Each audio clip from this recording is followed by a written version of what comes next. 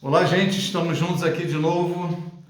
Hoje vamos falar sobre o Deus de provisão e é uma mensagem muito gostosa e acho que muito forte também. Uma mensagem que ela tem algumas coisas que é uma mensagem básica, né, aparentemente, mas vamos ver um pouquinho do Deus de provisão se revelando como Deus de provisão para o povo de Israel lá atrás, né? Quando eles saíram do Egito e viveram aquele tempo todo, aqueles 40 anos, né?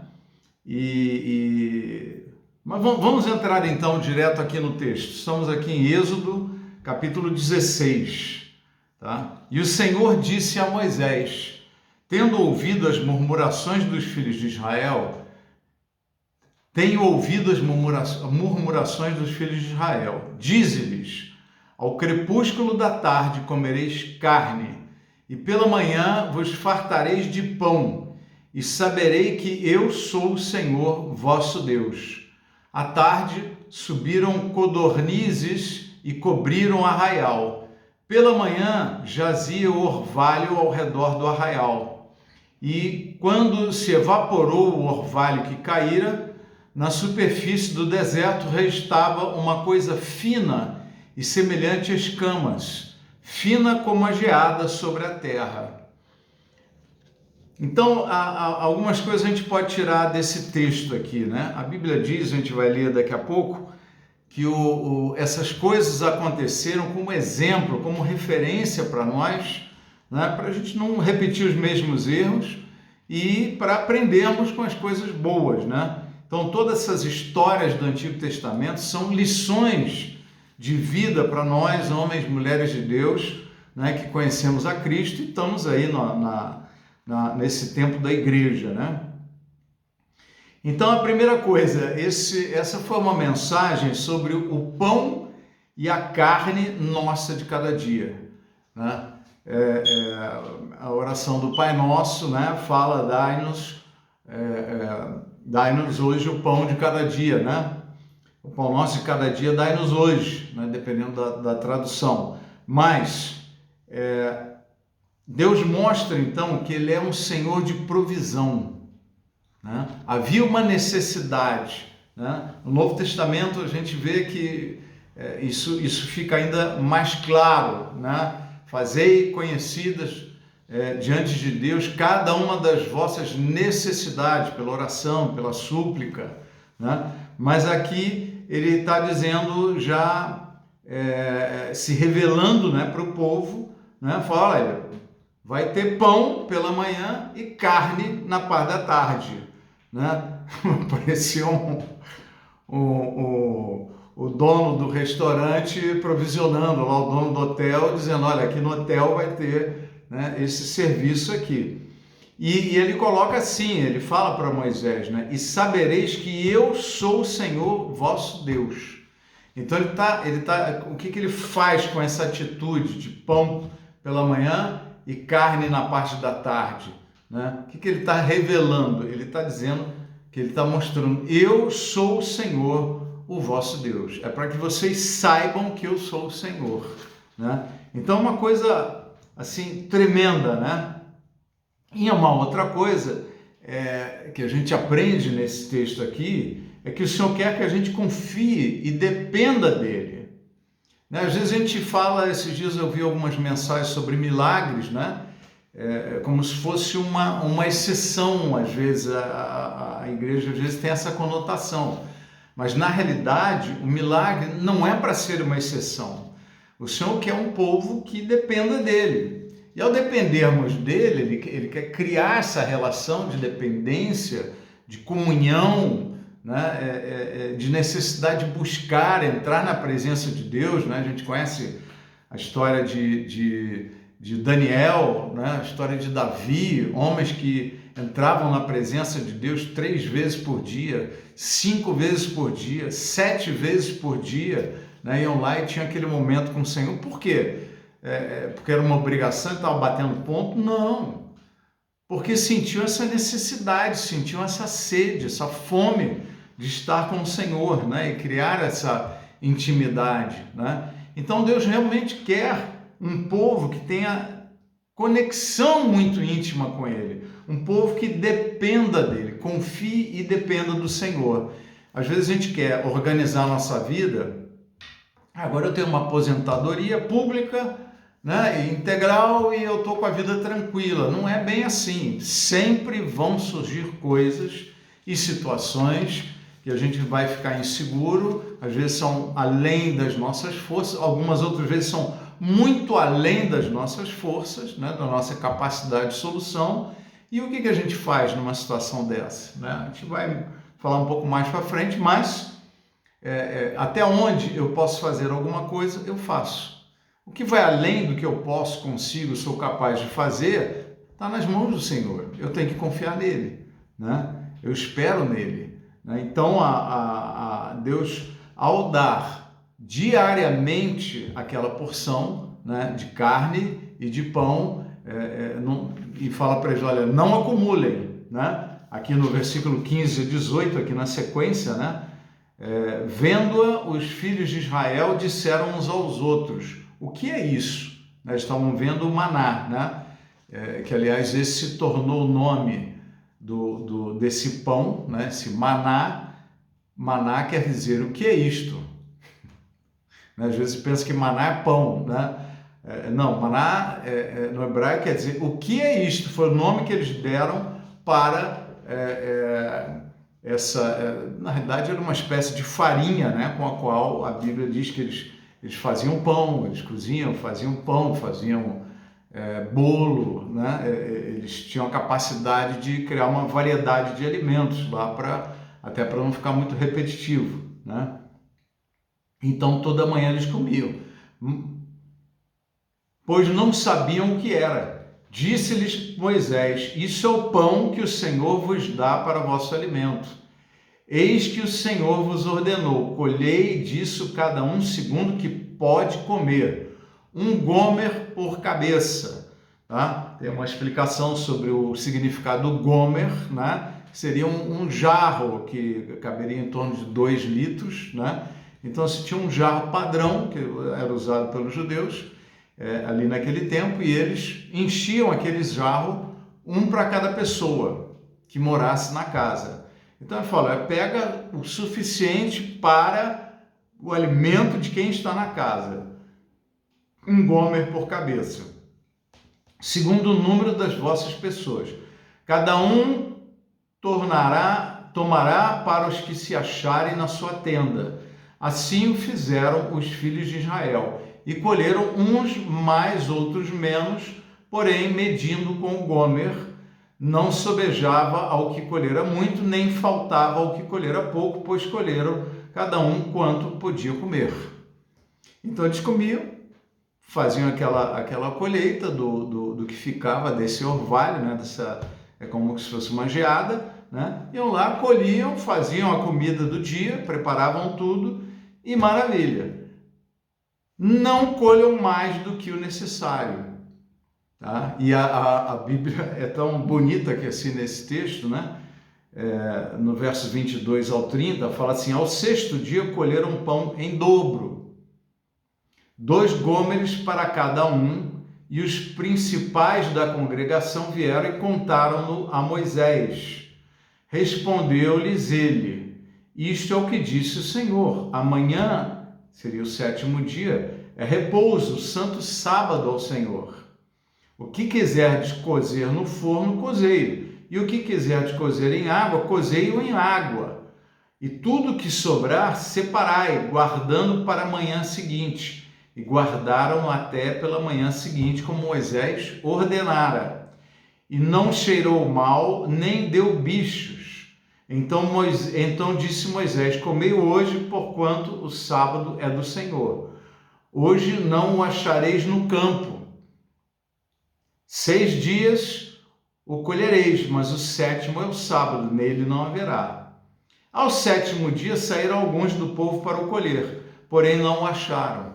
Então disse o Senhor a Moisés, até quando recusareis guardar os meus mandamentos e as minhas leis? Considerai que o Senhor vos deu sábado, por isso ele no 6º dia vos dá pão para 2 dias. cada um fique onde está, ninguém sai do seu lugar no sétimo dia. Assim descansou o povo no sétimo dia. Isso é levado tão a sério, né, até os dias de hoje, né, em Israel, que essa última viagem, né, a última, né, na realidade a segunda viagem, foi há 20 anos atrás lá, e em Israel, no sábado, você só come a comida no hotel judeu, você só come a comida que foi preparada no dia anterior, porque naquele dia eles não preparam comida. Então a queda de qualidade na alimentação no sábado é perceptível. Você fala, tá esquisito, o que houve com a comida aqui, né? E no dia seguinte, o domingo, a comida voltou, né, a ser um alimento muito bom, diferenciado, tá? E até o elevador, eles programam um dos elevadores para você não apertar o botão, nem apertar o botão pode, você não pode fazer esse trabalho. Então o elevador sobe parando em todos os andares e desce parando em todos os andares, para que nenhum judeu aperte o botão. Então é o sétimo dia, é impressionante as práticas, né, que eles acabam gerando em cima do descanso do sábado, né? Enfim, quando eles colhiam mais, por exemplo, numa quinta-feira colheram muito mais do que aqueles 2 jarros, né, os 2 gomers para cada pessoa. O que acontecia? Dava bicho, né, ficava podre, estragava e tinha problema. No 6º dia eles tinham aquela orientação, olha, colhe para 2 dias. E eles iam lá, colhiam para 2 dias, comiam de um dia e o que ficava para o dia seguinte não estragava. Mas eles tinham que cozinhar no 6º dia, eles não podiam deixar para cozinhar no dia seguinte, eles tinham que cozinhar porque no sábado eles não iam cozinhar, não iam fazer trabalho nenhum, tinha que ser feito na sexta-feira para que no sábado eles pudessem comer e descansar, né, no Senhor, ficar em casa, ficar lá sem trabalho, né? Descanso é um dia consagrado ao Senhor, tá? Então, qual a importância disso, né? O que Deus está querendo nos ensinar, né? Além de Ele se revelar como o Deus de provisão, como o Senhor, nosso Deus, além de se revelar que Ele quer que a gente confie e dependa dEle, né? Que Deus sempre, na vida de todos nós, hoje, amanhã, sempre, né? Permite que cheguem situações nas nossas vidas que a gente vai depender dEle. Mas Ele quer criar essa dependência. Eu quero me garantir ter uma fortuna que eu nunca mais vou precisar trabalhar. Vai ter um momento que você tem que buscar. Eu quero ter um plano de saúde super top. Vai ter um momento que você vai ter que clamar e orar, porque tem uma doença que é maior do que os médicos. É maior do que a capacidade da medicina atual. Então, a dependência, né? Às vezes você está lá com um casamento destruído, você precisa de Deus, você depende dele, você não está encontrando caminhos. Você está numa crise financeira extraordinária, você depende dele. Então, você vê em toda a história bíblica, você sempre vai perceber essa relação de dependência. E Deus quer criar essa dependência, né? Não andeis ansiosos de coisa alguma, em tudo fazei conhecidas diante de Deus vossas necessidades, né? Não vos preocupeis com o dia de amanhã, olhai os lírios do campo, né? Olha os pássaros. Então ele joga algumas metáforas para que a gente entenda, olha, Deus é Deus de provisão, né? Então que essa relação de dependência não colhe para o dia seguinte, né? Não quer dizer que não seja, a Bíblia nos ensina a guardar, a trabalhar e gerar um sustento adicional, uma provisão adicional para o inverno, para o dia de amanhã. Ele cita como exemplo a formiga, né? Então não é que a gente esteja dizendo não tem que fazer poupança. Você pode ter poupança, talvez a igreja não faça sentido ter poupança. O que está nas mãos de uma igreja é para fazer a igreja crescer, se desenvolver, evangelizar, ministrar mais, fazer trabalhos sociais, né? não é para a igreja ficar guardando à toa, né? Mas na vida pessoal, familiar, você pode ter com suas economias, faz parte até da orientação bíblica, né? Mas isso nunca pode, dentro do nosso coração, substituir a dependência de Deus, porque nós dependemos dele. Ele quer essa relação de dependência, ele quer nos abençoar, ele quer ser um Deus de provisão, tá? Originalmente, Deus criou um planeta que a gente teria provisão tranquilamente para toda a população que ocupasse o planeta, que pudesse ocupar o planeta. Mas a Terra foi amaldiçoada e o homem, com esse afastamento de Deus, essa desconexão total, né? E o homem teve que comer o pão no suor do rosto, né? Então tivemos que começar a trabalhar. Então, nessa escassez, o Senhor vem e diz: olha, eu vou prover, né? Me busca, continua, cria essa conexão comigo. Vocês precisam se religar, né? A palavra religião vem do latim religare, né? De religar, é ligar de novo, criar de novo essa conexão, tá? Então é maravilhoso ver um texto desse, né? Como é que Deus se revela para nós. E aqui eu coloquei depois no terceiro ponto, que o Senhor também quer nos ensinar a obedecer, tá? Então ele se revela como Deus provedor, ele revela que ele quer que a gente confie e dependa dele, né? Acredite, creia em milagres, e creia num milagre constante nas nossas vidas, tá? Mas ele também quer nos ensinar a obedecer, tá? Então fala, olha, não colhe para o dia seguinte. O povo ia lá e colhia, aí estragava tudo. Ele estava ensinando o que? Obedece, o que eu falo é bom, o que eu falo é seguro, né? Me ouçam, né? Ouvi e obedecei, ouve e segue, né?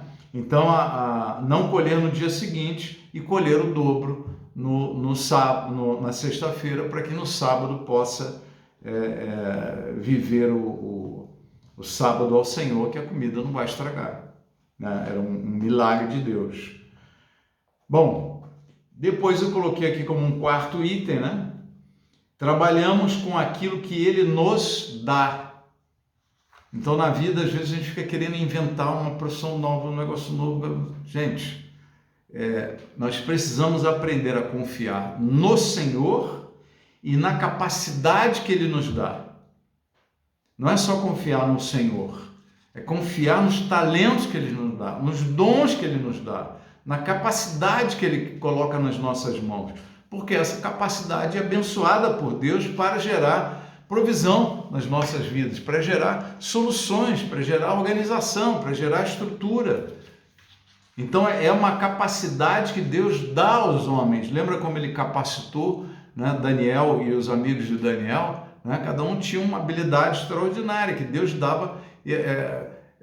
Só que você não pode, assim como Satanás fez, de se perceber. Foi criado por Deus e se percebeu tão grande, tão maravilhoso, tão poderoso, que ele quis ser igual a Deus, né?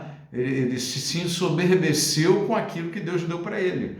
Então, devemos confiar naquilo que Deus nos dá, mas, acima de tudo, confiarmos no Deus de provisão, o Deus de quem nós devemos depender e ter íntima relação, né? E um quarto item, o quarto item que eu estou falando é trabalhar com aquilo que Ele nos dá. Eles colhiam e preparavam variados alimentos, pão, bolo e tal. Mas Deus não dava o pão e o bolo pronto. Deus dava o que para eles? A bendita do maná, né? Do que é isto, né? Na realidade era uma espécie de farinha, né? Que a Bíblia diz que tinha gosto de coentro. Tem alguns que não gostam de coentro, mas tinha sabor de coentro e parecia também no final com um sabor de azeite. Enfim, pegavam e preparavam também as codornizes para comer a proteína, tá? Então também não vinha aquele prato feito, mas Deus dava codornizes, dava a capacidade deles de ir lá e caçar e pegar aqueles animais, né, codornizes, preparar para comer e se alimentar. Tá? Então, você vê na história de Deus com o homem, ele está sempre mostrando a importância dessa interação, né? Como foi, por exemplo, um texto muito marcante, né? É que quando o povo está escravo no Egito, não tem força para nada, eles estão com a mentalidade frágil, tudo. Deus fazia todos os milagres, né? E tirou eles de lá, e eles não tinham condição de encarar o exército egípcio, né? Então abriu o Mar Vermelho e o povo atravessou a seca, o exército egípcio ficou, né, afundado ali. E é muito interessante que você conversa com algum egípcio bem informado hoje, e eu fiz essa pergunta: escuta, como é que vocês enxergam esse negócio, né? E ele respondeu tranquilamente, dizendo: aquilo aconteceu porque o faraó não ouviu o profeta Moisés, e Moisés era um profeta de Deus, e nós adorávamos o sol, a lua, as estrelas, animais, homens, né? Nós tínhamos vários deuses. Hoje não, hoje nós adoramos ao único Deus verdadeiro, né? Então eles entendem que é o mesmo Deus de Isaac, porque é o Deus de Abraão, né? Eles são descendência de Ismael. Então, que hoje eles não estão mais debaixo dessa situação, quer dizer, não conheceram a Cristo, né? não receberam o Messias, mas se sentem numa situação totalmente diferente, não escondem aquela história que aconteceu lá atrás. Eles têm conhecimento e não querem mais saber de politeísmo, né? É interessante essas coisas, né? Bom, basicamente, então, o Senhor nos ensina aqui no final da primeira página, né? Confiança nele é crer no seu amor e o seu cuidado para conosco, né? Segundo, dependência dele, crer no milagre e na provisão de Deus. Deus vai provisionar. Ele vai nos dar aquilo que nós precisamos. Já citei as várias passagens, algumas passagens do Novo Testamento, que confirmam com mais clareza isso, né? Não andeis ansiosos de coisa alguma. Não vos preocupeis com o que haveis de comer, o que haveis de beber, o que haveis de vestir, né? Então existe essa palavra sempre de provisão, né, que Jesus veio trazer com mais clareza lá na frente para nós, né? Deus nos ensina a obedecer, são fundamentos básicos assim da vida com Deus. Obedece, ouve a Deus, obedece, é melhor, né? Não é para colher para 2 dias, colhe para um dia. É isso que ele está ensinando. Vai ter amanhã, confia, né? Descansa, mas obedece, né? E obediência, ela pode ter, não vai dar tempo de falar aqui hoje, mas ela pode ter 3 fundamentos, né? Você tem a obediência por fé e amor, tá? Obediência por fé, citada na Epístola aos Romanos, quer dizer, vamos dizer, eu não vou me corromper profissionalmente, não vou fazer coisas ilícitas, né? Por quê? Não é só porque esta é a ordem de Deus, é um comando, é uma direção. Não, mas também porque eu creio que se eu não fizer isso, né, eu vou ser abençoado e Deus vai me dar toda a provisão, não vou precisar disso. Então eu obedeço porque eu creio que eu vou ser abençoado. Não é que eu vou renunciar e tal, e vou ficar duro, vou ficar ferrado, não vou ter o que comer. Não, eu obedeço por causa disso. Por que a pessoa continua se mantendo casada, né? Porque Deus fala contra a separação, contra o divórcio, né? Então, me mantenho casado não é por obediência simplesmente, por temor a Deus, por respeito, mas também porque eu creio que se eu ficar na vontade dele, né, eu vou ser abençoado de acordo com a vontade dele. E como é que é a vontade de Deus? Ela é ruim, ela é pesada? Não, se a vontade de Deus é que você permaneça casado, né? É porque se você permanecer casado, você vai experimentar pela fé o quê? A boa, agradável e perfeita vontade de Deus. Então esse casamento vai ter uma conotação boa, agradável e perfeita, né? Porque é assim que Deus faz as coisas. Então é a obediência por fé. E a obediência por amor é o quê? Né? Jesus falando, né? Aquele que me ama guarda a minha palavra, né? Então nós amamos ao Senhor, a gente quer agradar a Ele, nós queremos, né? Quando você ama alguém, você quer agradar aquela pessoa, você quer deixá-la, e a gente sabe que agradar a Deus é guardar a palavra, né? É obedecer. Então obediência por amor, obediência por fé e obediência por temor, tá?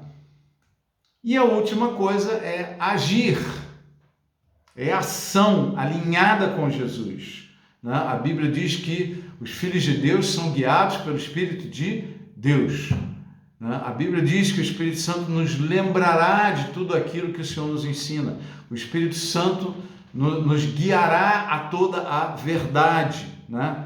Então ele ensina, ele mostra o caminho, ele guia, né? Então eu preciso ter uma vida de ação, né? A gente vai ver aqui para frente, eu vou aprofundar um pouco mais esse tema, mas precisamos talvez sair de uma zona de conforto e entrar numa vida um pouco mais ativa, um pouco mais dinâmica, tá? Então, virando aqui na página 2, como é que esse povo que teve tanta coisa que Deus fez na vida deles, tanta provisão, como assim tem pão, bolo de manhã, tem a farinha para você fazer a comida, tem carne para comer toda a tarde, né, no final da tarde, como é que esse povo se afasta de Deus, vendo tantos sinais, tantas coisas, né? Quais eram os problemas desse povo? Por que não alcançaram as promessas? E qual a utilidade dessas informações para nós hoje?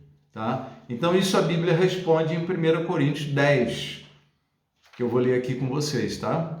Porque não quero, irmãos, que vocês ignorem o fato de que todos nossos antepassados estiveram sob a nuvem e todos passaram pelo mar. Em Moisés, todos eles foram batizados na nuvem e no mar, né? O que é o mar? É o mar que se abriu e eles passaram a seco, né? E depois foram salvos. Quer dizer, aquilo era a morte daquela vida antiga e o início de uma nova vida, né? E por que na nuvem? Porque quando estava no deserto, o deserto é quente, é muito quente mesmo. Eles passaram por regiões muito quentes, que abaixo de 40 era um verão fresco, né? 38, 39 graus é um verão fresco, porque chegava a 50 graus. Então, um clima muito seco, né? E Deus mandava uma nuvem, então ficava aquela nuvem. E, gente, para nós aqui em São Paulo, no Rio e tal, falar de nuvem é uma coisa tão normal, né? Mas naquela região, você sabe quantas vezes chove por ano, dependendo do país?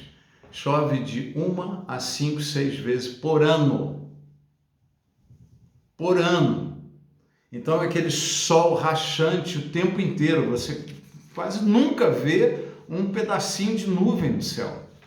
É aquele sol o tempo inteiro. A gente que gosta de praia fica lá, ora a Deus, você ora aquele sol aberto, sol lindo, eles têm isso todo dia, só que não dá para viver só disso. Eles precisam de água, né?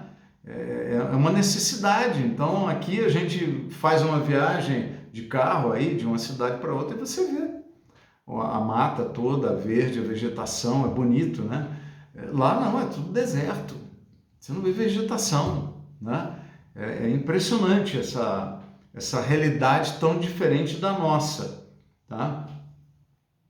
Então, essa importância da nuvem, né, naquele local, naquele tempo, era um milagre extraordinário, e aquela nuvem mostrava o caminho, eles tinham que seguir a nuvem, tá? Todos comeram do mesmo alimento espiritual e beberam da mesma bebida espiritual, pois bebiam da rocha espiritual que os acompanhava. E essa rocha era Cristo. Isso é mais uma lembrança aqui de que todas as relações do povo de Israel, né, com Jeová, que eles chamavam de Jeová, alguns entendem que é o Pai, que é Jeová, todas essas relações deles sempre foi com Jesus, porque o Pai era invisível. Então sempre foi o Senhor, e quem acompanhou o povo no deserto foi o Senhor, Jesus, né? Essa rocha era Cristo. Contudo, Deus não se agradou da maioria deles, pois os seus por isso seus corpos ficaram espalhados no deserto. Essas coisas ocorreram como exemplos para nós, para que não cobicemos coisas más, como eles fizeram. Não sejam idólatras, como alguns deles foram, conforme está escrito. O povo se assentou para comer e beber e levantou-se para se entregar à farra. Não pratiquemos imoralidade, como alguns deles fizeram, e num só dia morreram 23.000. Não devemos pôr o Senhor à prova, como alguns deles fizeram e foram mortos por serpentes. E não se queixem, como alguns deles se queixaram e foram mortos pelo anjo destruidor. Essas coisas aconteceram a eles como exemplos e foram escritas como advertência para nós sobre quem tem chegado o fim dos tempos. Tá? Então você vê no versículo 6 e no versículo 11, essas coisas ocorreram como exemplos para nós. Tá? Então por que eu estou ministrando isso daqui hoje? É para que a gente entenda este exemplo. Quer dizer, como Deus se revelou e qual foi a reação do povo. E aí a gente vai estudar um pouquinho agora por que isso aconteceu. Tá? Este povo viveu lá no Egito. Cada um tem a sua história. Tá? Mas a história deles especificamente é um exemplo para nós também. Veja, imagina vivendo como escravo, especialmente os últimos anos antes de serem libertos, né? A narrativa bíblica nos conta que o faraó foi aumentando a opressão, eles tinham que trabalhar mais, comer menos, dormir menos, a coisa aumentou terrivelmente. Muitos deles morreram no campo trabalhando nesse sol infernal do Egito, né? Muito quente, e era um trabalho escravo, quer dizer, eles não tinham direito a nada, não tinham... Então, imagina os traumas, as dores, sofrimento, as mágoas, né, que foram surgindo no coração daquele povo. E uma outra coisa é um povo que nasce escravo e vive na escravidão e só tem tempo para pensar como é que eu vou sobreviver. Eles não tinham tempo de sonhar com uma vida melhor. Como é que eu vou... Não, eles tinham que sobreviver um dia após o outro. Então a preocupação, eles não tinham assim sonhos, esperanças, eles aprenderam a viver sem olhar para o futuro. Muitas dores do passado e sem visibilidade do futuro. Tá? E veja, a gente hoje aprende com muita clareza que se a gente não sabe lidar com o nosso passado e não sabe lidar com o nosso futuro, nós temos problemas grandes. Problemas grandes. Muitos costumam dizer que a depressão é um excesso de passado e a ansiedade é um excesso de futuro. Em vez de você viver o presente, você está vivendo um monte de marcas do seu passado, trazendo para o seu presente e atrapalhando a tua vida hoje. Aquilo não está mais com você na tua vida, mas dentro de você, você está trazendo ele junto. Porque a gente não conseguiu lidar bem com o nosso passado. E aí fica pensando no futuro. Às vezes você pensa que coisas ruins vão acontecer, que não tem... Eu preciso organizar isso, eu preciso deixar, eu preciso ter provisão, não posso... Já faltou alimento na vida da pessoa na época, né? Você vê as pessoas que passaram muita necessidade, né? Elas, na hora que tem muita comida na mesa, elas comem compulsivamente. Porque inconscientemente tem aquele medo, né, de que amanhã eu não vou ter, de que vai acabar. Então a pessoa come compulsivamente, né? Acabam ficando muito gordos. Se tem um prato cheio na mesa, não consegue comer um pouquinho, parar, amanhã botar na geladeira, vou comer de novo, né? Não, tem que comer compulsivamente naquele momento. Tá? Então, nós vamos falar um pouco, né? Aquela geração foi um modelo de posturas e ações que não devemos fazer. A geração dos 40 anos no deserto. Vamos aprender com os erros deles e corrigir os nossos. Através de nossa relação com o passado e o futuro. Para ajustarmos a nossa atitude no presente. No tempo que se chama hoje. Né? Tirar... aprender a lidar com o passado e lidar com o futuro para não atrapalhar o presente. Pelo contrário, para enriquecer o presente. Passado e futuro, se a gente não souber lidar com eles, eles podem ser travas, podem nos destruir, podem nos prender. Essa geração tinha uma carga muito pesada e ruim do passado. As dores, tudo isso a gente acabou de falar.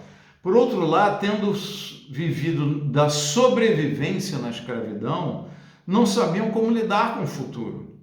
Então, de repente, chegaram lá no deserto, futuro.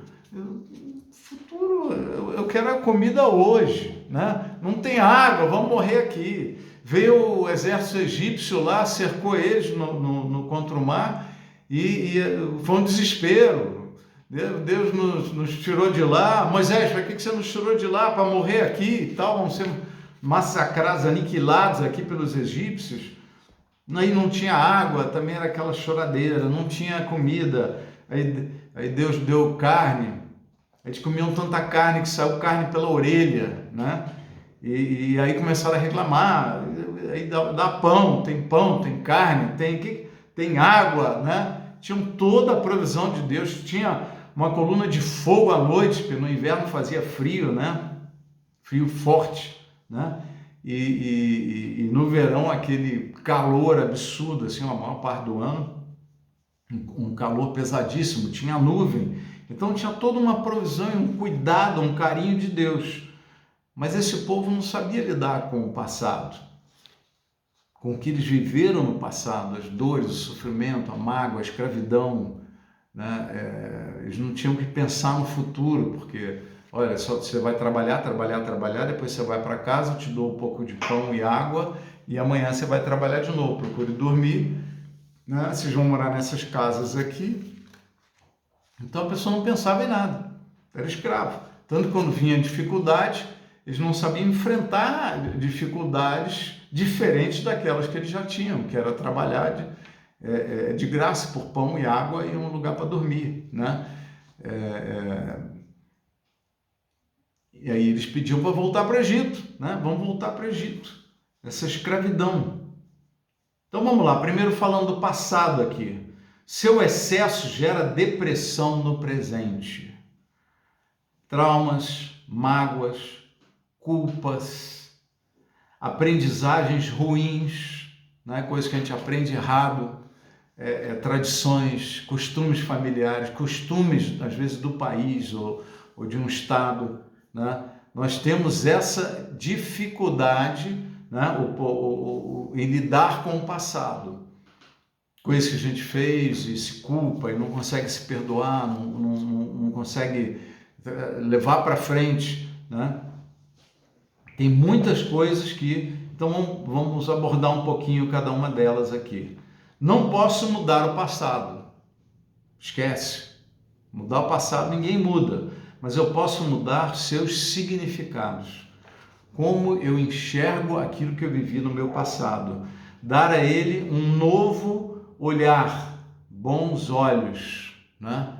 Desenvolver aquilo que a gente já ensinou bastante, fala sempre, né? Que é bons olhos. Talvez eu precise ter olhos melhores para o meu passado, até para entender que o homem que eu sou hoje é fruto daquilo que eu vivi no passado.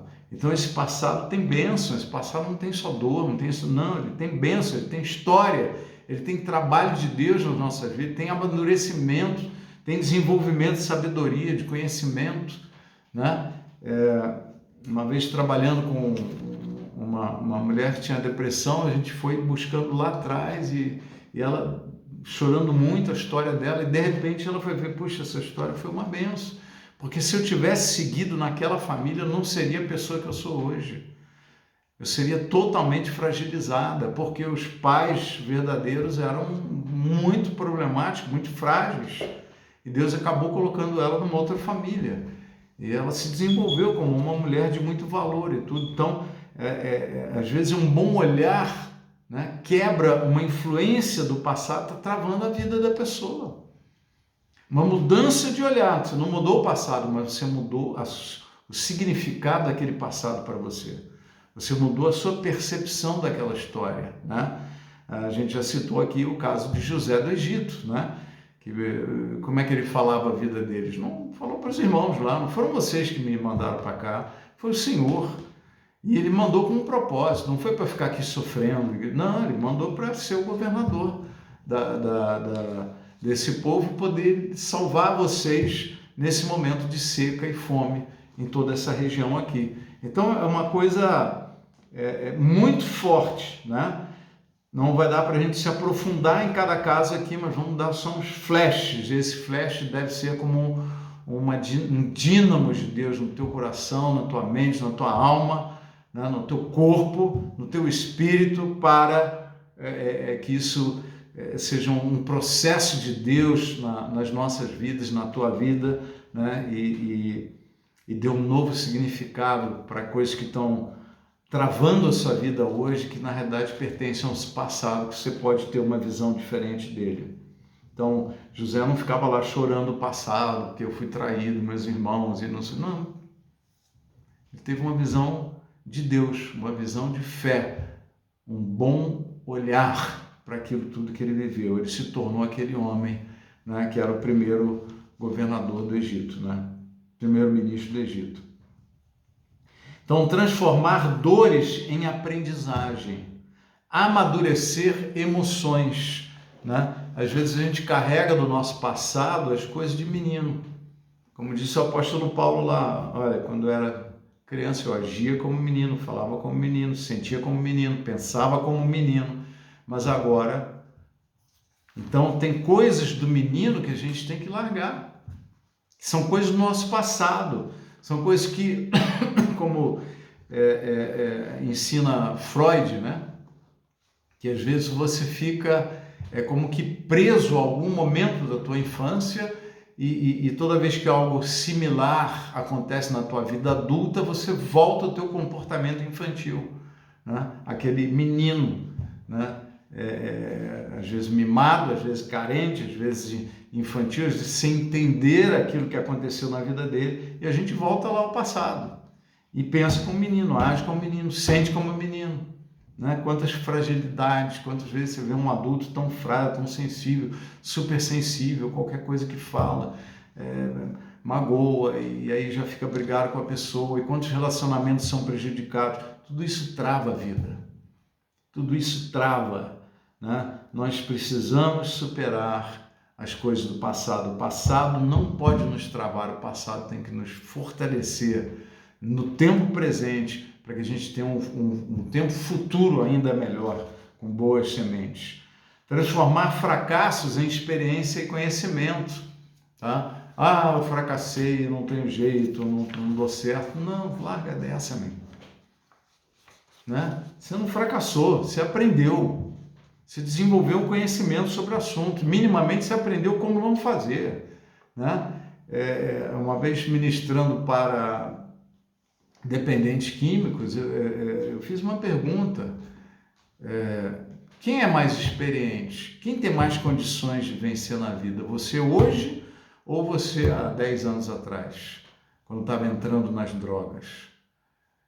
E todos eles unanimemente falaram, hoje. Por quê? Porque você viveu uma série de coisas que você aprendeu. Então, procure transformar esses fracassos, essa vida que você destruiu muitas vezes, em aprendizagem, porque hoje você é uma pessoa com mais competência para viver uma vida diferenciada, né? Transformar ofensas e dores da mágoa em perdão e libertação da alma, né? As mágoas, aquele negócio que amarrando, isso prende, isso traz até doenças, né? Somatizadas no corpo, se manifestam doenças efetivas. Eu já tive situações quando a pessoa perdoou, né? Ela foi curada. Você ora, e a doença continua, tem aquele negócio, mas quando libera o perdão sobre alguém, na sequência a pessoa é curada. Todo tratamento médico que nunca funcionou, agora funciona, né? Por quê? Porque era uma prisão do passado, né? Transformar uma vida sofrida em vida de superação. É uma linguagem de fé, é como você conta a sua história, é como José contava a história dele. não contou uma história de sofrimento, fui lá, fui humilhado aqui, não. Quem me mandou para cá não foram vocês, seus picaretas, né? Quem me mandou para cá foi o Senhor, né? Ele teve uma visão diferenciada, uma visão de fé, uma visão que constrói, uma visão de valor para a tua vida, porque a tua vida é especial, você é especial, muito especial, não é pouco não. E quem te torna uma pessoa especial é exatamente o Senhor, tá? A vida é preciosa, a tua vida é preciosa nas mãos do Senhor, tá? Transformar culpas também em autoaceitação e autoestima, tá? Não adianta ficar lá vivendo com a culpa, minha máxima culpa, pá, né? Tem até algumas religiões que eles eu vi esses dias, né, um desses judeus ortodoxos, que ele estava lá num local lendo a Bíblia e com a mão toda atada assim, apertado, para causar um sofrimento, né? Como ele entende, de repente, o que algum dia Paulo falou de esmurrar o corpo, né? Paulo estava falando de dizer não para a carne, né? Não de se bater, se penitenciar. Então, é dizer não para a culpa e crer nessa autoaceitação, na autoestima, se perdoar, porque Deus em Cristo nos perdoou. Amém?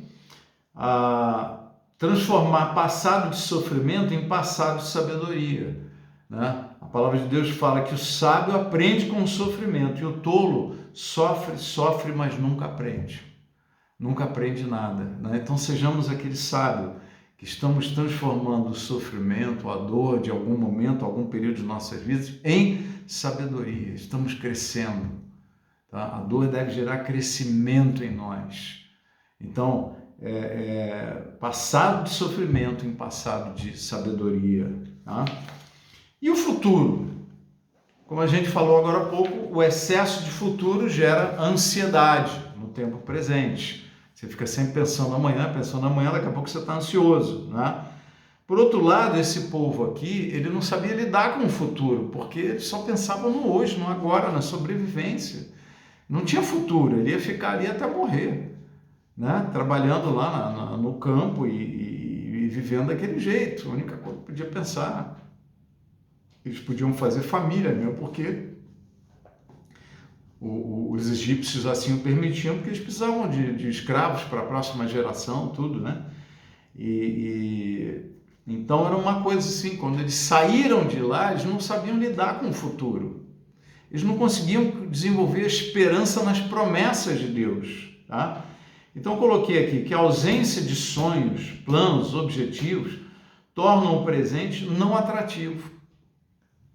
Não tenho planos, eu não quero o que você quer, não, um dia depois do outro, não quero nada, né? Então é uma vida que gera pouco resultado, gera pouco sentimento de realização e é uma necessidade do homem realizar, o homem nasceu para realizar, né? E aí nessa falta de exercício da esperança e da fé, sem motivação, o que a gente acaba fazendo? Precisa de alguma atividade, como Davi estava lá, ele não foi para o campo de batalha, que era onde os reis deveriam estar naquela época, naquele momento. Davi ficou em casa e acabou tendo, né, a história com Batseba, né? Por quê? Quando a gente não tem muita aspiração, está sem assunto, está sem ideia, vai fazer besteira. Você precisa gerar alguma adrenalina, alguma coisa que você quer, né? E aí faz besteira, né? Imoralidades, né? Buscando emoções mais fortes. Precisamos aprender a desenvolver esperança nas promessas de Deus, tá? Então, falando um pouquinho do futuro, medo do fracasso. Isso é um medo muito intenso, as pessoas paralisam, deixam de agir porque tem medo de fracassar, e o que os outros vão falar de mim, e o que eu vou pensar de mim, então eu prefiro não arriscar. Eu não me arrisco e me saboto para sempre ter uma desculpa por que eu não fui adiante. É mais fácil eu me proteger, me esconder nessas desculpas, né, nessa racionalização, do que enfrentar uma realidade, ter o risco de um fracasso. Mas quando você começa a enxergar o suposto fracasso como uma oportunidade de aprendizagem e entender melhor, aquilo que você está fazendo e como você deve fazer diferente, totalmente distinto, né? A criação a descoberta da luz, né? E a criação das primeiras lâmpadas, né? Eles foram fruto de mais de 1000 tentativas fracassadas. E aí perguntaram, pô, com tantos fracassos, como é que você perseverou? Não tive fracasso. A cada experiência eu descobria alguma coisa a mais.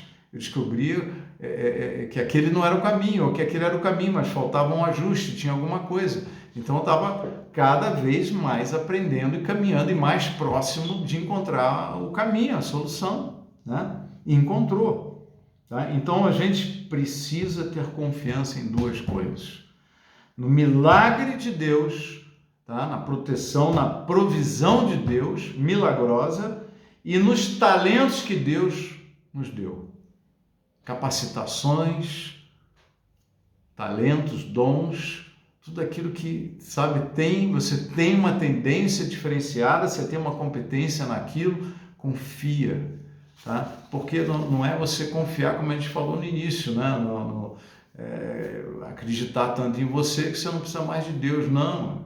É confiar na competência que foi colocada na tua vida pelas mãos do Senhor, para que você avance na tua vida profissional, financeira, ministério, família, tudo. Em tudo. Se alguém precisa de sabedoria, peça a Deus que nada nos nega, né? Virando aqui na terceira página, né? O medo do caos. Aquele povo que estava lá, ele estava sempre com medo do caos. Chegou o exército egípcio, já vamos morrer, vai morrer todo mundo. Não tem água, vamos morrer de sede aqui no deserto. Não tem comida, vamos morrer de fome no deserto. E tudo era um chororô, sempre o medo do caos.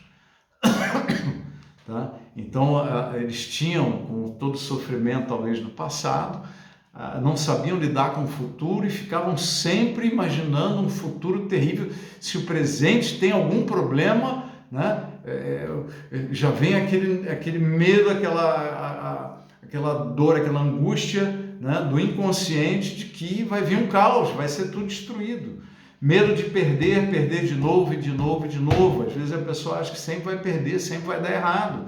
Ela não entende os, entre aspas, fracassos como oportunidades de aprendizagem, de conhecimento. Tá? Então nós precisamos desenvolver esperança. A palavra de Deus fala, traga à mente as coisas que te dão esperança. É isso que eu devo trazer para a nossa mente, coisas que me dão esperança. A esperança é a perspectiva do que Deus vai fazer na minha vida no futuro. Tá? Medo de não dar certo, ser criticado por terceiros. Se preocupa menos com o que pensam de você. Se preocupe mais em viver a vida que Deus te deu e ser quem você realmente é. Né? O apóstolo Paulo fala, olha, andeis de acordo com aquilo que já tendes alcançado. Você tem que andar no nível que você alcançou. Você não tem que ser alguém que você não é e você não tem que ser outra pessoa que não aquela que você é. Ande de acordo com aquilo que você tem alcançado. Já ensinamos muitas vezes, Deus não transforma mascarados. Ele não dá crescimento, desenvolvimento para máscara. Ele transforma pessoas reais, transparentes, cristalinas, em pessoas cada vez melhores. Não sabiam lidar com o futuro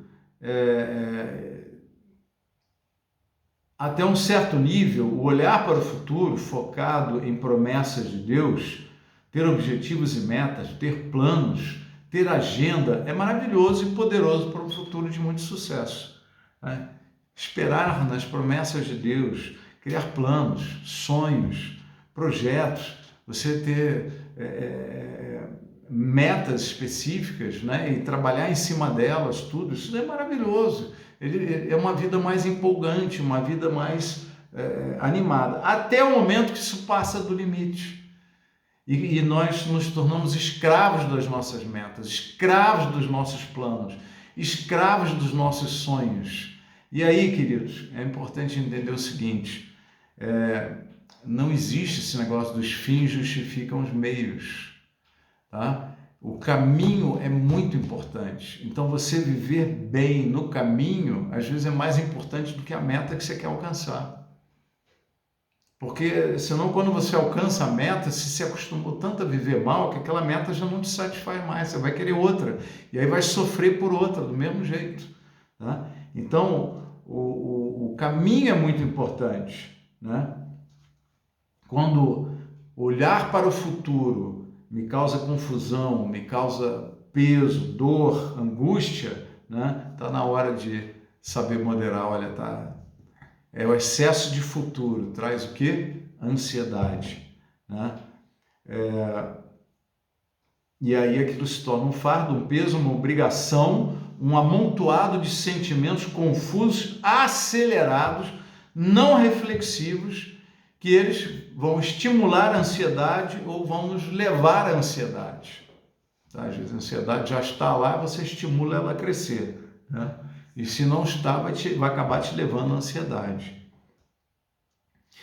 Uma observação aqui é que priorizar tarefas e organizar a agenda é um forte redutor de ansiedade. Pratique isso, você vai ver o resultado. Tá? Ah, eu não marco agenda, não marco não sei o quê. Tem uma agenda, você não precisa ficar com a mente antenada, eu preciso me lembrar daquilo, você não precisa se lembrar, você só dá uma olhadinha na tua agenda, o que você tem para amanhã, o que eu vou fazer essa semana, organiza a tua agenda, isso vai te aliviar muito a ansiedade, a angústia, tá? E sempre pensando uma coisa, faça até onde você pode fazer. Não ultrapassa o limite do que você não pode, não consiga, não tem. Por quê? Porque aí tem que entrar a ação de Deus. Aí é a hora de você confiar e crer na provisão de Deus. Né? Não tem outro jeito. Salmo 37:5, entrega o teu caminho ao Senhor, confia nele, o mais ele fará. Tá? Então, pratique isso daí.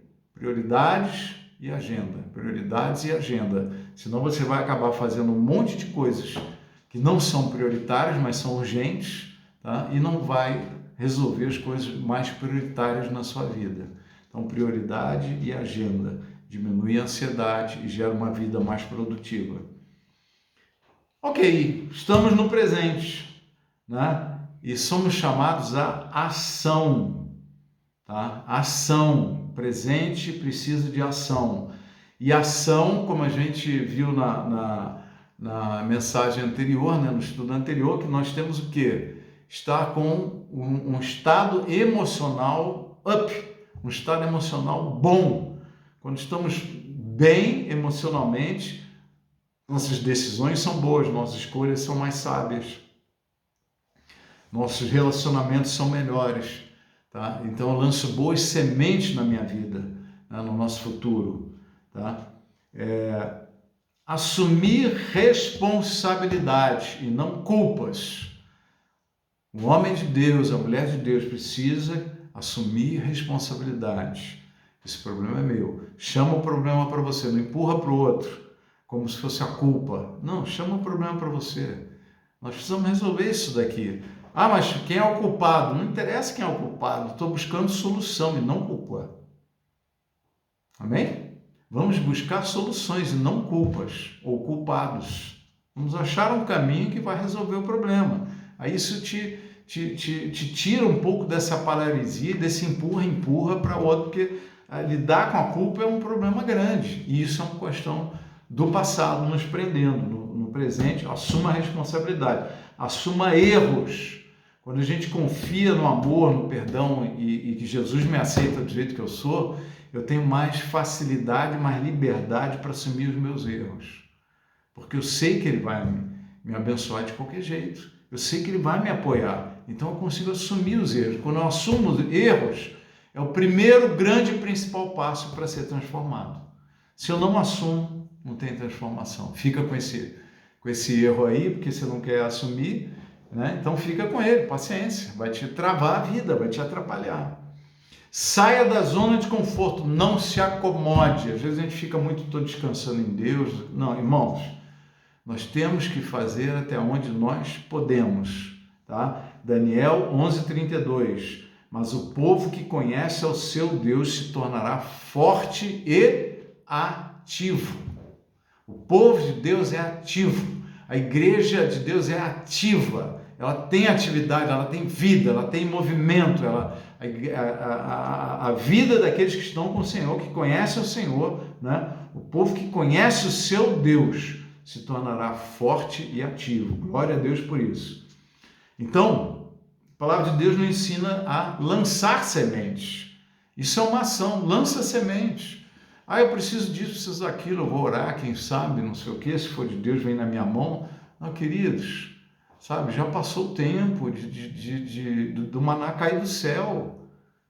As coisas acontecem em conjunto. Deus quer que a gente trabalhe junto com Ele, como o caso de Moisés com Ur e Arão lá no monte, enquanto o povo guerreava, né? Estava aprendendo sua primeira grande batalha. Quando Moisés levantava as mãos, o povo prevalecia. Quando Moisés baixava as mãos, os guerreiros de Israel começavam a perder a batalha, né? Então, isso revela o quê? A importância de que Deus quer trabalhar conosco e a gente com Ele. Os apóstolos não chegaram no momento em que eles pararam de orar para que pessoas fossem curadas, eles começaram a ordenar para a doença sair. Eles começaram a ordenar para o demônio sair daquela vida, né? Expulsando o demônio, ordenando diretamente, no nome deles, na força deles. Não, em nome de Jesus e no poder do Espírito Santo. Tá? Mas é essa ação de Deus com o homem com Deus, sempre dependendo do Senhor, né? Sempre dependendo do Senhor. Deus nos usando para fazer alguma coisa, né? E nós fazendo alguma coisa no poder dele, na força dele, em nome dele. Colhemos o que semeamos. Quem muito semeia, muito colhe. É o que diz a palavra de Deus repetitivamente no Antigo e no Novo Testamento, tá? Então, esse é um princípio de Deus que está valendo. Quem semeia pouco, colhe pouco. Quem semeia muito, colhe muito. Então, o povo ativo, ele lança sementes, né? É ação. O tempo presente requer ação. Não ação com ansiedade, mas ação. Na paz, na tranquilidade, mas lançando sementes. Transforme culpa em arrependimento e responsabilidade. E transforme responsabilidade em ação, né? Eu tenho alguma coisa, eu sinto que é um problema, vamos agir. Senhor, mostra o caminho, o que é para fazer? Eu não estou sabendo como resolver isso daqui. Me dá sabedoria, me mostra o caminho. Ou age.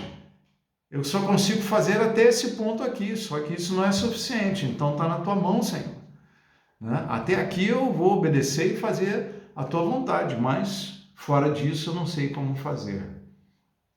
Confiar na provisão e no milagre de Jesus por nós, já falamos sobre isso, né? Confiar nos talentos que Deus nos deu, né? Também falamos, e encerrando, fazer o que está ao meu alcance, confiar que Deus fará o que eu não sei fazer, não posso ou não consigo fazer.